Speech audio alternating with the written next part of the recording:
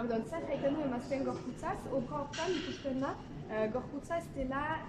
ideala, da, egiazko gorputz bat, ikusten da norbait, emazte bat, akitua dena, ez du gorputz eder bat, bere seksua ikusten da ere bai, bere gorputza hor da bere lan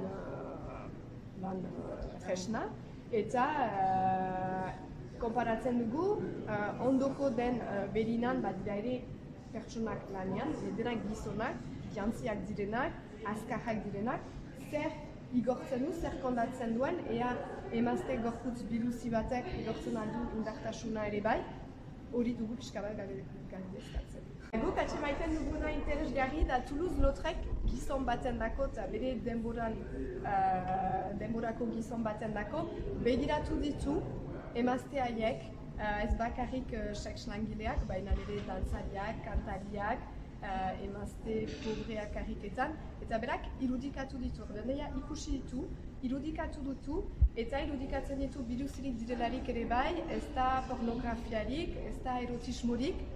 berak pausatzen du bere begirada. Bere denborako deia zain zerbait indar hainitzekin. Gero ez dakigu, emazte batek nola hori irudikatuko zuen ere bai,